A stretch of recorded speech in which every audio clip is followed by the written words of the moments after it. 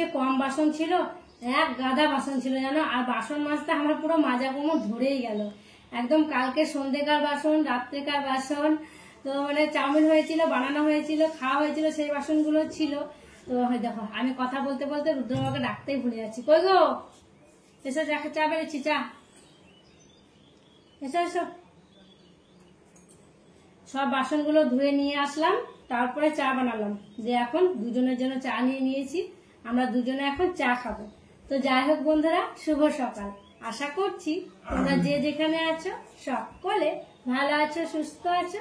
বীরভূম জেলার ছোট্ট একটি গ্রাম থেকে আমি দৈবকী তোমাদের সকলকে জানাই আমার ব্লগ চ্যানেলে অনেক অনেক স্বাগত আর আমার অনেক অনেক ভালোবাসা। আর আজকে উঠেছিলাম বেশ ভোর ভোরেই গো, মানে ভোর ভোর উঠে এই যে মারুলি দেওয়া, ঝাড় দেওয়া, ঘর মোছা, ঘর ঝাড় দেওয়া এগুলো করে নিয়েছিলাম। তারপরে রুদ্রকে ঘুম থেকে উঠিয়েছিলাম। তো রুদ্রকে ঘুম থেকে উঠিয়ে ওকে খাইয়ে দাইয়ে ব্রাশ ট্রাশ করিয়ে খাইয়ে দাইয়ে রেডি করিয়ে দিয়ে এলাম। দিয়ে এসে তখন বাসনটা ধুয়েছিলাম, দিয়ে এখন চা খাচ্লাম। যখন চা খাচ্ছি, আমি বিস্কুট খাবো না আজকে। আজকে তো মঙ্গলবার আর আমি মঙ্গলচণ্ডীর পুজো করি। তো কি জানো তো, আমাদের এখানে প্রত্যেক মানে মঙ্গলবারে পুরোহিত মশাই আসেন না, প্রথমটাতে আর শেষটাতে আসে। তো সেই জন্য আজকে বাড়িতে পুজো করব। আগের দিনে শুকনো প্রসাদ রাখা আছে মঙ্গলবারের, সেই প্রসাদ খাবো, খেয়ে তখন মুড়ি টুড়ি আর কি খাবো। তো যাই হোক এখন চাটা খাই। ও বিস্কুট খাবো না, বিস্কুট তো চালের না, চালে না হলেও পুজো টুজো করবো দিয়ে খাবো। এমনি অন্যদিন খাই, মঙ্গলবারের মঙ্গলচণ্ডীতে খাবো না। মানে আটা খাওয়াই তো হয়ে গেল, এটা তো আর গমে আটা খাওয়া যাবে না। এখন তো যাবে না পুজোটা না দিয়ে। খাই যখন উপোস করি আটাটা খাই, কিন্তু পুজো দেওয়ার পর খাই, পুজোর আগে কি খায়। হ্যাঁ আজকে বাড়ি চলে যাবে। হ্যাঁ যাই, জল দিয়ে দিয়েছে। টাইম করে জল ছিল না বলতে কি জানো তো, সকালবেলা একবার দিয়েছিল একটু দেরি করে। তো মানে যাচ্ছিল আসছিল, কারো ভরা হচ্ছে কারো হয়নি। আমি সব লাইন দিয়ে রেখে এসেছি, জল দিয়েছে তো তাড়াতাড়ি আগে জলটা ভরে নিয়েছি। চা না খেয়ে চলে যাবো।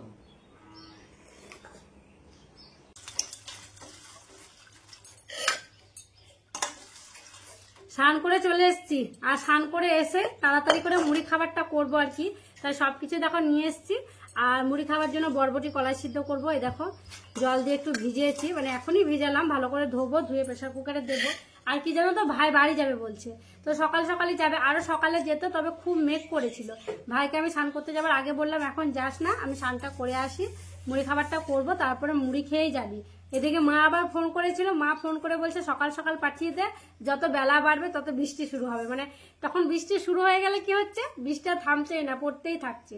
তো সেই জন্য তাড়াতাড়ি করে মুড়ি খাবারটা আগে করে দিই, বসিয়ে দেবো আর কি প্রেসার কুকারটা দিয়ে। তখন ঠাকুর সেবাটা দেবো, জামা কাপড় মেলতে আছে মেলবো।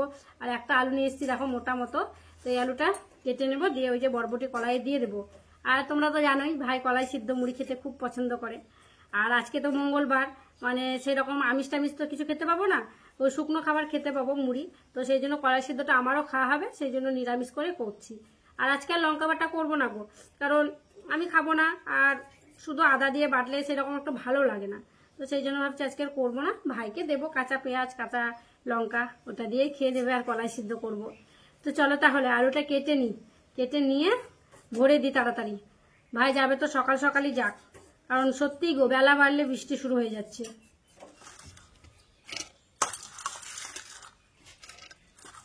রুদ্রকার বলছিল যে মা কলাই সিদ্ধ করনি, আমি আলু ভাজা মুড়ি খাবো না, কলাই সিদ্ধ মুড়ি খাবো, জানো।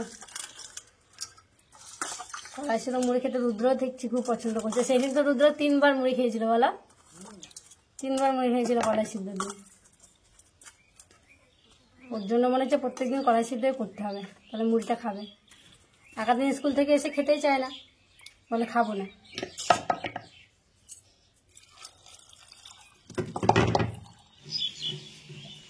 কলাই সিদ্ধটা বসিয়ে দিলাম, আর এই যে জল নেবো বলে জায়গাগুলো রেখেছিলাম, সেই যে কারেন্ট যাচ্ছিল আসছিল, জলটাও যাচ্ছিল আসছিল, তারপর কারেন্ট দেখছি চলে গেল, তো গেল, আসছে না। 2 ঘন্টা থেকে এই কল পাড়েই ছিল এগুলো।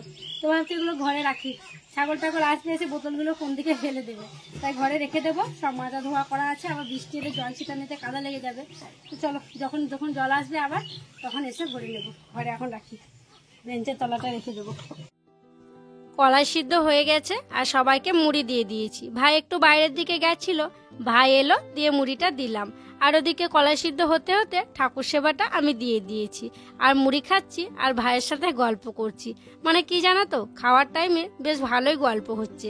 আর ওই যে কলাই সিদ্ধ ছিল, কাঁচা সর্ষের তেল, কাঁচা লঙ্কা, পেঁয়াজ এইসবগুলো নেওয়া হয়েছে, শসা, তবে কাঁচা পেঁয়াজ ওদের দুজনকে দিয়েছি, আমি নিইনি, কারণ আমি তো আজকে খাবো না, সেই জন্য। খাওয়া দাওয়া করলো, তারপরে দেখো ভাই এখন বাড়ি চলে যাবে, একদম রেডি হয়ে নিয়েছে।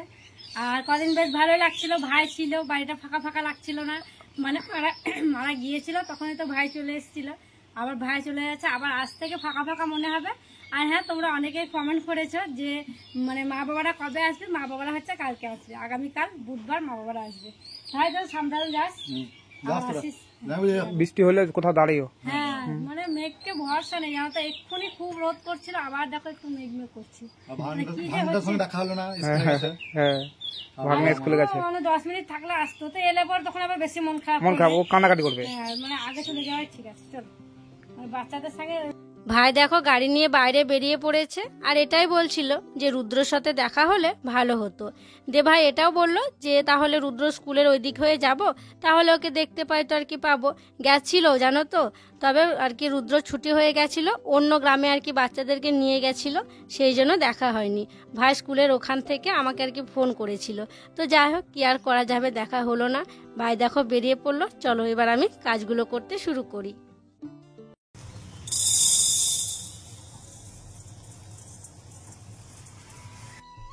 আজ মঙ্গলবার আর আমি মা মঙ্গলচণ্ডী মায়ের পুজো করি, সেই জন্য আজকে তো ভাত খাবো না, একটু ডালিয়া ছিল, তো ভাবলাম ডালিয়া বানাই। এদিকে রুদ্র বাবাও বলছে কি আমার জন্য তাহলে ভাত করতে হবে না, আমিও ডালিয়া খেয়ে নেব। তাই ওই 3 জনের মতো ডালিয়া করছি, তাই উনুন সালে গেলাম না, গ্যাসেই করে নিচ্ছি। আর হ্যাঁ, একজন দিদি ভাই যেদিনকে চিকেন রান্না হয়েছিল সেই দিনের ভিডিওতে কমেন্ট করে বলেছিলে যে বাড়িতে শ্বশুর শাশুড়ি ননদ নেই বলে ভাইকে ভালো মন্দ খাওয়া। তো দিদি ভাই তুমি কি বলতে চাইছো গো? আমি কি আমার শ্বশুর শাশুড়িকে দেখতে পারি না? আর ওরা বাড়িতে থাকলে কি আমি কোনোদিনই ভালো মন্দ করি না? তোমরা তো আমাকে দেখো, আমি ইউটিউব থেকে যেটুকু ইনকাম করি আমার সংসারে লাগাই, শ্বশুর শাশুড়ির ওষুধ নিয়ে আসি, সমস্ত কিছু কিন্তু ওই সংসারের পেছনেই খরচা হয়ে যায়। তুমি কিভাবে বলতে পারো যে আমি শ্বশুর শাশুড়িকে ভালো মন্দ খাওয়াই না? যথেষ্ট, মানে যতটা পারা আর কি খাওয়ানো সম্ভব আমি ততটাই কিন্তু করি এই সংসারের জন্য, আর ততটাই কিন্তু খাওয়াই। তবে তোমার ওপরে আমার রাগ হচ্ছে না, মানে আমি মনে মনে এটাই ভাবছি আর দুঃখ হচ্ছে জানো তো, যে এতদিনে তুমি আমাকে এমন চিনলে যে আমি শ্বশুর শাশুড়ি নাই বলে এই ভাইকে নিয়ে এসে ভালো মন্দ খাওয়াচ্ছি। তো যাই হোক, আর বেশি কিছু বলবো না। এদিকে দেখো ডালিয়াটাও শুকনো কড়াইয়ে নেড়ে নিয়েছি, মুগ ডালটাও নেড়ে নিয়েছি, এখন সবজিগুলো নেড়ে নিচ্ছি। যাই হোক, দেখো সব কিছু ভাজাভুজি করে নিয়েছি, তারপরে কড়াইটা নামিয়ে প্রেসার কুকারটা বসিয়ে দিয়েছি। আর প্রেসার কুকারেই করে নেব, তাড়াতাড়ি হয়ে যাবে। আর প্রেসার কুকারটা ঘর থেকে নিয়ে এলাম, তখন একটু সঙ্গে করে জল নিয়ে এসেছিলাম, তো জলটা দেওয়াই আছে। তারপরে দেখো ও যে শুকনো কড়াইয়ে নেড়ে নিয়েছিলাম মুগ ডাল আর ওই যে ডালিয়াটা, সেটা একটু ভেজাতে দিয়েছিলাম। ওই সবজিগুলো ভাজতে ভাজতে একটু ভিজেছিল, তারপরে প্রেসার কুকারের মধ্যে দিয়ে দিলাম। আর এখন সবজিগুলো দিয়ে দিচ্ছি। আর তোমরা তো দেখলে ফোড়ন করে সবজিগুলো ভেজেছিলাম, সেই জন্য আর তেল দেওয়ার দরকার পড়লো না, একেবারে সবজিগুলো দিয়ে দিলাম। এবার ওই যে স্বাদ মতো লবণ দেব আর পরিমাণ মতো হলুদ দিয়ে দেব, দিয়ে নাড়াচাড়া করে ঢাকনাটা লাগিয়ে দেব। ওই 4-5টে সিটি দেবো, তাহলেই হয়ে যাবে।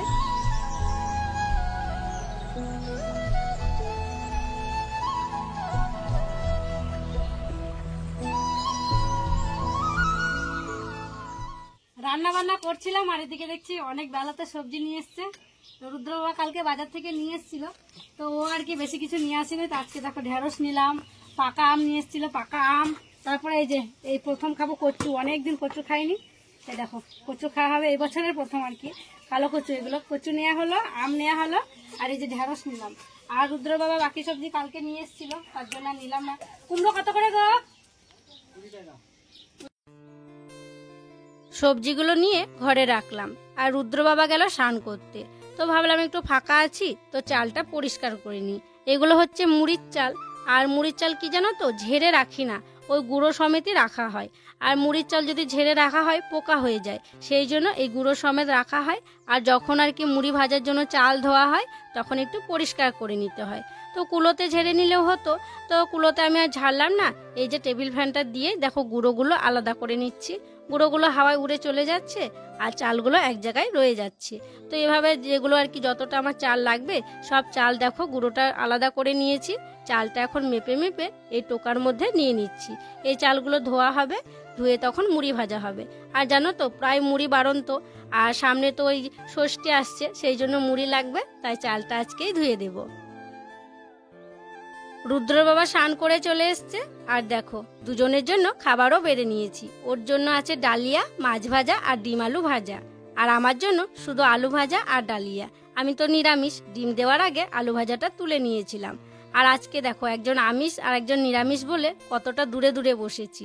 আর কি জানো তো, রুদ্র বাবা না ডালিয়া খিচুড়ি এগুলো খেতে খুব একটা পছন্দ করে না, তবে ওই যে আমার কষ্টটা একটু কম হবে বলে ও বললো যে আজকে ডালিয়াই খেয়ে নেব। তবে ওকে যদি জিজ্ঞাসা করা হয় যে কেমন হয়েছে, ও বলবে ভালোই হয়েছে। মানে খেতে পছন্দ না করলেও না, মানে খারাপ হয়েছে সেটা বলবে না, ভালোই বলবে।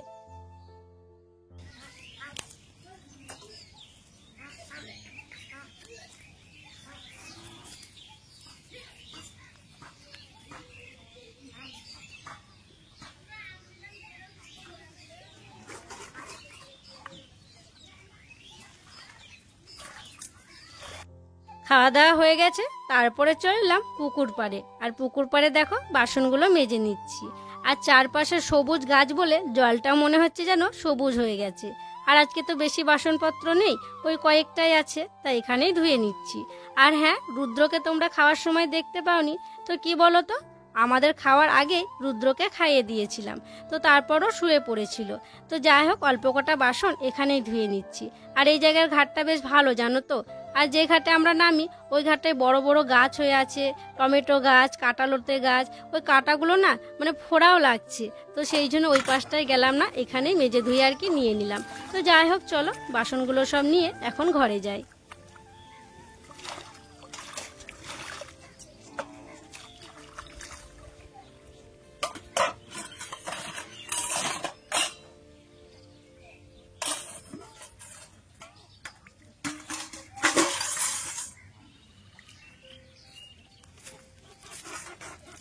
আজকে সারাদিনটা বেশ ভালোই গেল বুঝলে। আর এই যে যেই খাওয়া দাওয়া করে বাসনগুলো ধুয়ে এনে রাখা হয়েছে, অমনি আবার বৃষ্টি পড়তে শুরু করলো। মনে মনে ভাবলাম যে মেঘটা কেটে গেছে, হয়তো সবাই বলাবলি করছিল যে মেঘটা বোধহয় কেটে গেল, আর বোধহয় বৃষ্টি হবে না। খুব রোদ হলো আজকে সারাদিনকে। তো দেখো উঠোনগুলো শুকিয়ে গেছিলো, শুধু সবুজ সবুজ যেগুলো হয়ে আছে সেগুলোই শুকায়নি। আর বৃষ্টি পড়ছে দেখে এই যে দেখো জল ধরার জন্য আমি 3টে জিনিস পেতে দিয়েছি, ধামা আর 2টো বালতি দিয়েছি। বৃষ্টি শুরু হওয়ার আগেই জামা কাপড়গুলো তুলে নিয়েছিলাম। তো জামা কাপড়গুলো শোকায়নি, খুবই ভেজা হয়ে আছে, তার জন্য ঘরের ভিতরে আর দিলাম না। অন্য সময় খাটে দিই, হালকা যদি ভেজা থাকে খাটে দেওয়া হয়। তো এই দড়িটা ফাঁকাই আছে, ভাবলাম এখানেই দিয়ে দিই। আর সব ওই ছোটো ছোটো আর কি রুদ্ররই বেশিরভাগ জামা প্যান্ট আছে, আর ওর বাবার আছে। তো আমার কাপড়টা শুকিয়ে গেছে, কারণ আমি অনেক সকালে আর কি কেচেছিলাম। তো আর এই যে জামা কাপড়গুলো দেখছো, এগুলো একটু বেলাতেই কাঁচা হয়েছিল, তো সেই জন্য এগুলো শুকায়নি, তাই এই বারান্দাতেই মেলে দিলাম। ওই যেটুকু থাকবে আর কি ফ্যানের বাতাসে শুকিয়ে যাবে। আমাদের পেয়ারা গাছটায় এবার জানো তো অনেকগুলো পেয়ারা এসছে। তো একটা পেয়ারা বেশ মোটা হয়েছিল, রুদ্র অনেক কদিন আগেই দেখেছে, দিয়ে বলছিল মা ওই পেয়ারাটা পেরে দাও খাবো। তখন কি জানো তো একটু মানে কোষ্ঠে টাইপের ছিল, খুব একটা ভালো লাগতো না খেতে, সেই জন্য তখন ওকে পেরে দিইনি। তো আজকে আবার ও বলছে মা চলো পেয়ারাটা পারবো। তো আমি দেখো পারতেলাম, দিয়ে ও বলছে মা আমি পারবো, কিন্তু কিছুতেই ও নাগাল পাচ্ছিল না। তাই আমি টেনে দিলাম, তাও দেখো ও নাগাল পাচ্ছে না, তাই আমি আর কি পেয়ারাটা পেরে দিচ্ছি। কারণ ও যদি পারতো তাহলে কিন্তু ডালটা আর কি পাতাগুলো ভেঙে যেতে পারতো। আর অনেক পেয়ারা এসছে, মানে কেদুরি গাছটাও জানো তো পেয়ারা গাছে উঠে গেছিলো বলে কেদুরি গাছটাকেও কেটে দেওয়া হয়েছে, কারণ লতাতে এত জড়িয়ে নিচ্ছিল, মানে পেয়ারাগুলো মোটা হতে দিচ্ছিল না। তো যাই হোক, এই দেখো একটা পেয়ারা পাড়া হলো, এটা এখন রুদ্র খাবে।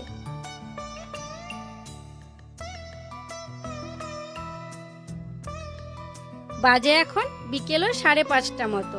আর সেই যে ফ্যানের বাতাসে চালগুলো পরিষ্কার করেছিলাম, তোমাদেরকে তো বলেছিলাম যে ওগুলো মুড়ি ভাজার জন্য ধোয়া হবে, তাই দেখো বিকেলবেলায় ঘরে বসে বসে ধুয়ে নিচ্ছি। তো কলপাড়ে আর যাইনি, ওই বালতিতে করে 2 বালতি জল নিয়ে এসে গামলার মধ্যে ঢেলেছিলাম, দিয়ে গামলায় ভালো করে কচলে চালগুলো ধুয়ে নিয়েছি। আর এখন দেখো 2 হাতে করে তুলে নিচ্ছি আর টোকাটার মধ্যে রেখে দিচ্ছি। তারপরে একটু জল দিয়ে লবণ দিয়ে ভিজিয়ে রাখবো বলতে একটু আর কি জল দেব, যেমন আর কি দিতে হয়। তারপরে কালকে তখন রোদে দেব। তো যাই হোক, চলো তাহলে আজকের ভিডিওটা আর বড় করছি না, এখানেই বিদায় নিচ্ছি গো। তোমরা সকলে ভালো থেকো, সুস্থ থেকো। আর যারা নতুন বন্ধু হয়ে আমার এই ভিডিওটি দেখছো তাদেরকে আমার পাশে থাকার জন্য অনুরোধ করছি। আর যারা পুরনো বন্ধু হয়ে আমার পাশে আছো তাদেরকে আমার অসংখ্য অসংখ্য ধন্যবাদ আর অনেক অনেক ভালোবাসা। দেখা হবে আবার পরবর্তী ভ্লগে।